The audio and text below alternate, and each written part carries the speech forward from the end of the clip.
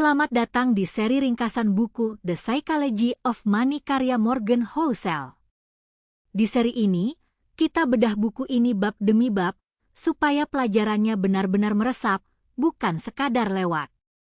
Kita mulai dari bab 1, yang berjudul Tak Ada Yang Benar-Benar Gila. Ini bab pembuka, tapi mungkin salah satu yang paling penting, karena ia menyiapkan fondasi cara berpikir untuk seluruh buku. Inti bab ini akan mengubah cara kamu menilai keputusan keuangan, baik milik orang lain maupun milikmu sendiri. Jadi siapkan dirimu, kita akan lihat banyak contoh nyata. Mari kita mulai. Sebelum masuk dalam-dalam, ini peta perjalanan kita di bab ini. Kita akan bahas 5 contoh nyata. Pertama, tiket lotre, dan kenapa justru orang termiskin yang paling banyak membelinya. Kedua, depresi besar, peristiwa yang sama tapi berdampak sangat berbeda pada tiap orang.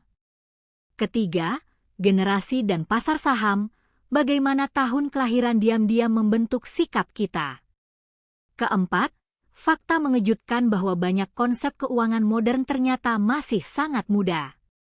Dan kelima, bagaimana pengalaman antar negara membentuk pandangan yang berbeda soal uang. Lewat semua ini, kita akan paham satu pesan besar Housel. Apa pesan besar itu? Sederhana tapi kuat, tidak ada satu cara yang benar dalam soal uang.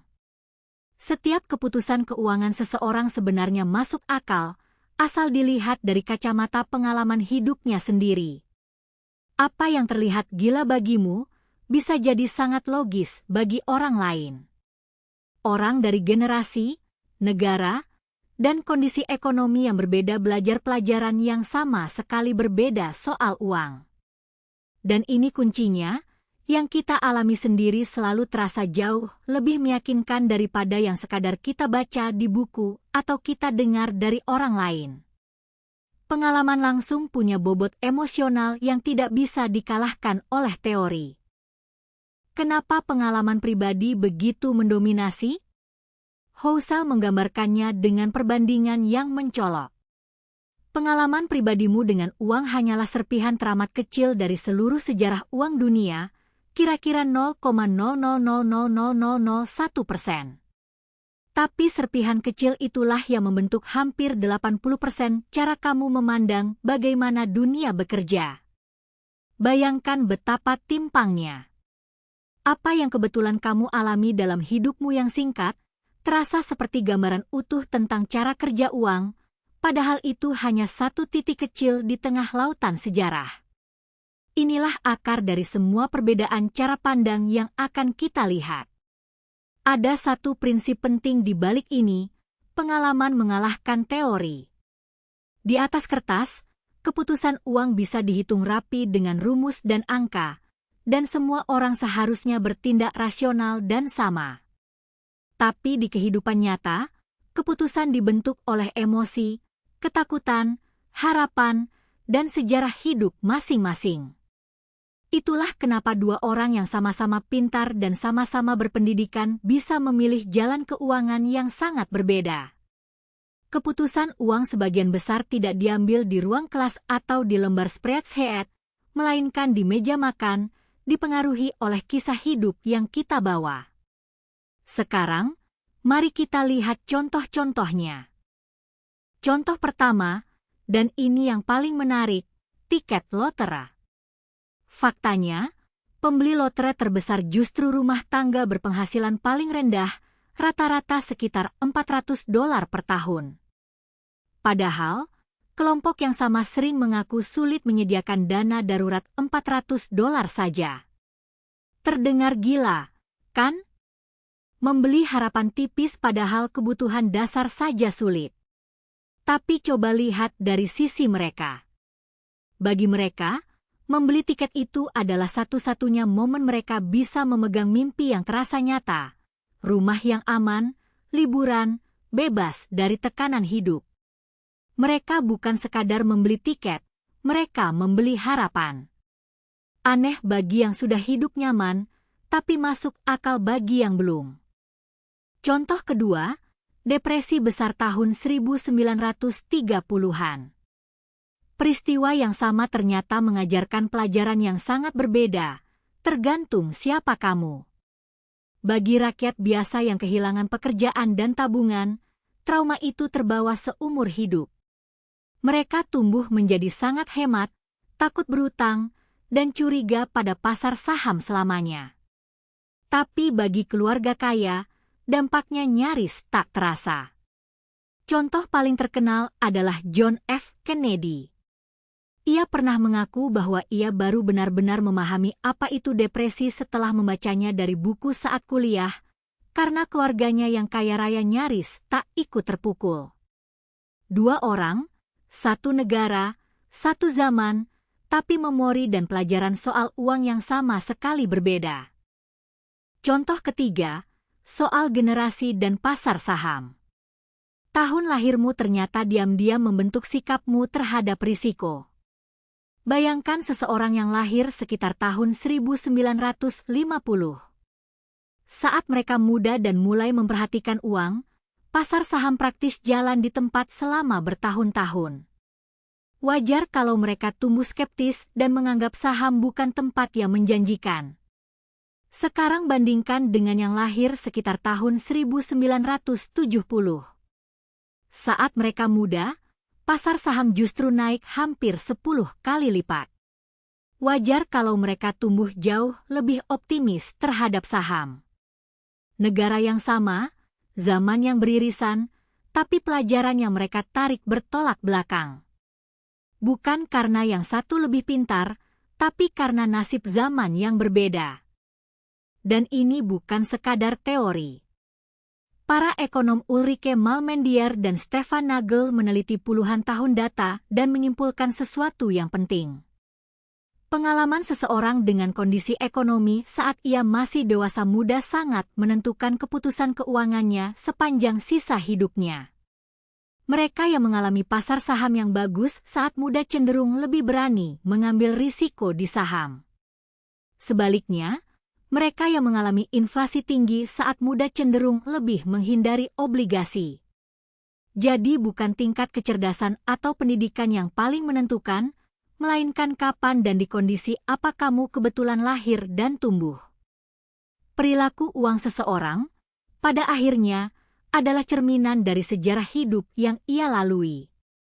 Contoh keempat mungkin yang paling mengejutkan, kita semua sebenarnya masih pemula. Banyak konsep keuangan yang kita anggap biasa hari ini ternyata masih sangat muda. Jaminan sosial di Amerika baru lahir tahun 1935. Reksadana indeks, yang sekarang jadi favorit banyak investor, baru muncul sekitar tahun 1976. Dana pensiun 401k baru ada tahun 1978. Dan Roth IRA, baru tahun 1998. Bahkan konsep pensiun sebagai harapan umum baru muncul belakangan. Artinya, kita semua masih meraba-raba dengan alat-alat yang lebih muda dari kakek nenek kita. Jadi wajar saja kalau ada banyak perilaku uang yang tampak gila, kita memang belum punya banyak kebijaksanaan yang terkumpul. Contoh kelima, pengalaman antar negara. Kata aman ternyata berarti hal yang sangat berbeda di tempat yang berbeda. Orang yang pernah hidup di negara dengan hiperinflasi, yang melihat sendiri tabungannya lenyap nilainya hanya dalam hitungan bulan, belajar untuk tidak mempercayai uang tunai. Mereka cenderung lebih memilih aset nyata seperti emas atau properti. Sebaliknya, orang yang tumbuh di negara dengan ekonomi yang tenang dan stabil merasa nyaman menyimpan tabungan dalam jangka panjang. Keduanya sama-sama rasional. Keduanya hanya dibentuk oleh sejarah ekonomi yang berbeda. Tidak ada yang gila di sini, hanya pengalaman hidup yang tidak sama. Jadi, kenapa semua ini penting untuk kita?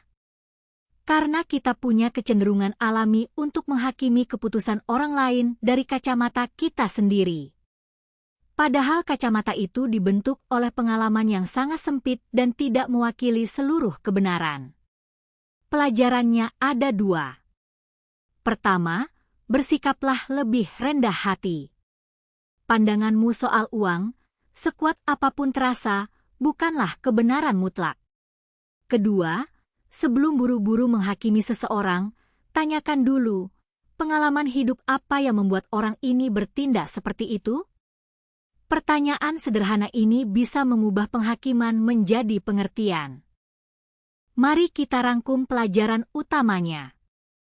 Pertama, setiap orang mengambil keputusan yang terasa masuk akal baginya saat itu, berdasarkan pengalaman uniknya.